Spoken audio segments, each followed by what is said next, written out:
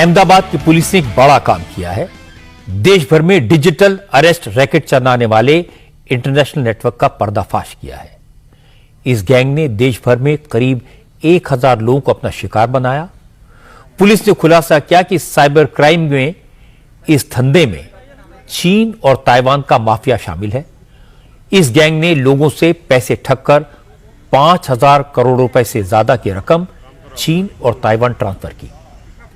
Police ने इस case में 18 लोगों को गिरफ्तार किया है, जिसमें 14 आरोपी गुजरात के हैं, जबकि 4 आरोपी ताइवान के नागरिक हैं। ये गिरफ्तारियां अहमदाबाद, वडोदरा, मुंबई, दिल्ली और बेंगलुरु से की गई। पुलिस ने इनके पास से 761 SIM card, 120 mobile phone, 96 chequebooks, 42 passbooks और 92 डेबिट कार्ड बरामद किए हैं। यह गैंग रोजाना 1.5 करोड़ रुपए ताइवान ट्रांसफर करता था।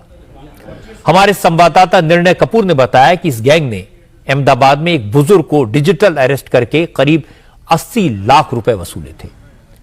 अहमदाबाद पुलिस इसी केस की जांच करते हुए इस अंतर्राष्ट्रीय रैकेट तक पहुंची।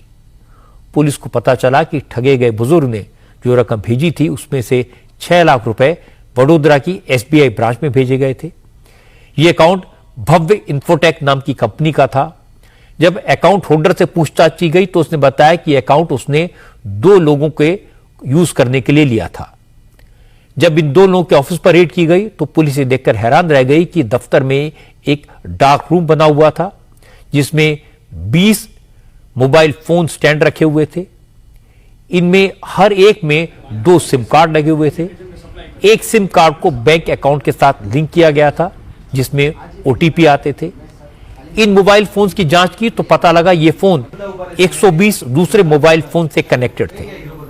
असल में ताइवान और चीन के माफिया ने वडोदरा, दिल्ली, मुंबई और बेंगलुरु में 4 डार्क रूम बनाए थे। इन डार्क रूम से नेट बैंकिंग के जरिए पैसा ताइवान, चीन और दुबई ट्रांसफर किया जाता था। ताइवान और चीन में बैठे माफिया इन डार्क रूम्स की लगातार मॉनिटरिंग करते थे। अगर डार्क रूम में लगे सिस्टम का कोई भी एक मोबाइल 4 घंटे से ज्यादा बंद रहता था तो उन्हें तुरंत शक हो जाता था कि कुछ गड़बड़ हुई है, और इसके तुरंत बाद दूसरे शहरों में चल रहे डार्क रूम्स को कुछ दिन के लिए बंद कर दिया जाता था। इसीलिए वडोदरा के डार्क रूम को पकड़ने के बाद पुलिस ने बेंगलुरु, दिल्ली और मुंबई के डार्क रूम्स पर एक साथ रेड की। अहमदाबाद पुलिस के ज्वाइंट कमिश्नर क्राइम शरद सिंगला ने कहा कि ठगी का यह धंधा किसी एक शहर से नहीं चल रहा, बल्कि पूरे देश में ये लोग ऑपरेट कर रहे थे। अलग अलग सिर्फ एक सिटी से नहीं काम हो रहा है, अलग अलग कॉल सेंटर्स से अलग अलग बैंक अकाउंट्स प्रिक्योर हुए हैं और अलग अलग जगह पे ही रेड हुई है।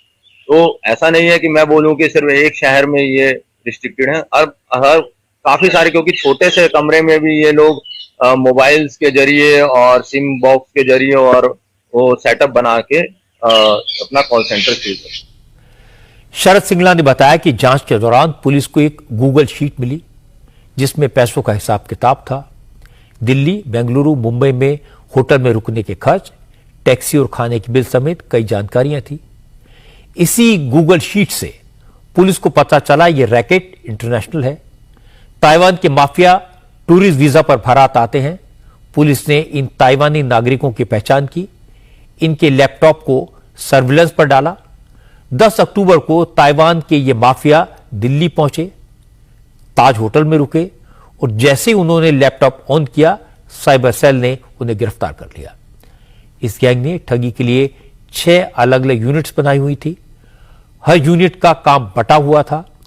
एक यूनिट सिम कार्ड खरीदती थी, दूसरी बैंक अकाउंट खुलवाती थी, तीसरी यूनिट डार्क वेब और पब्लिक डोमेन से ठगी के संभावित शिकारों की इंफॉर्मेशन इकट्ठी करती थी, चौथी यूनिट एक्सपर्ट्स की थी, 5वीं यूनिट में टेक्निकल टीम थी और 6ठी यूनिट कॉल सेंटर के लिए लोगों के रिक्रूटमेंट का काम करती थी।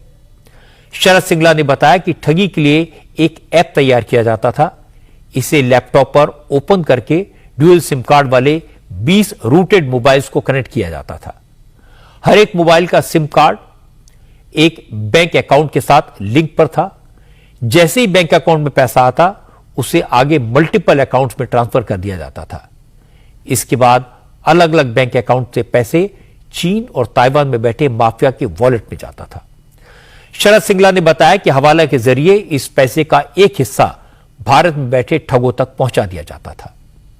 देखिए, ये ताइवानी जो हैं वो बेसिकली ऐप प्रोवाइड कर रहे हैं, ये पैसा नहीं वहां जा रहा। पैसा तो जैसे सपोज करो एक गेमिंग ऐप है, गेमिंग ऐप में एक तो विक्टिम के अकाउंट होंगे और गेमिंग जो चला रहा है, खिला रहा है, जो कर रहा है उसके अकाउंट होंगे। तो ये लोग क्या करते हैं, कुछ अकाउंट्स प्रोवाइड करवाएंगे कि भाई हम आप घुमा के आपका पैसा आरोपी के अकाउंट में आ जाएगा। तो वो ऐप ताइवानीज प्रोवाइड करते थे। वो लोग बता रहे हैं कि टोटल टर्नओवर पे उनको कमीशन मिलता था और वो कमीशन हवाला के थ्रू जाता। आमतौर पर डिजिटल फ्रॉड करने वालों को पकड़ना बहुत मुश्किल काम होता है, क्योंकि वो सामने तो आते नहीं, वर्चुअल वर्ल्ड में रहते हैं, अपने देश में हैं या किसी दूसरे में बैठकर ठगी कर रहे हैं। ये पता लगाना बहुत मुश्किल काम होता है। ये लोगों को लूटकर गायब हो जाते हैं। इसीलिए मैं गुजरात पुलिस की तारीफ करूंगा कि उन्होंने 5,000 करोड़ का फ्रॉड करने वालों को न सिर्फ पकड़ा, उनके डार्क रूम्स को भी एक्सपोज किया और उनके फ्रॉड के सबूत भी हासिल किए। वो उनके बैंक अकाउंट तक पहुंचे। असल में डिजिटल फ्रॉड करने वाले कभी लोगों की शराफत का फायदा उठाते हैं तो कभी उनकी कमजोरी का। किसी को आसानी से ज्यादा पैसा कमाने के लालच में फंसाते हैं तो किसी को यह कहकर डरा देते हैं कि आपने जो पार्सल मंगाया है उसमें ड्रग्स हैं। जब तक लोगों को समझ आता है कि उनके साथ जालसाजी हुई है, तब तक वो लुट चुके होते हैं। आप सबको यह समझने की जरूरत है कि डिजिटल अरेस्ट जैसी कोई चीज नहीं होती। ये कॉल्स फेक होती हैं, डिजिटल अरेस्ट फेक होती है, ये थाने फर्जी होते हैं, ये पुलिस भी नकली होती है।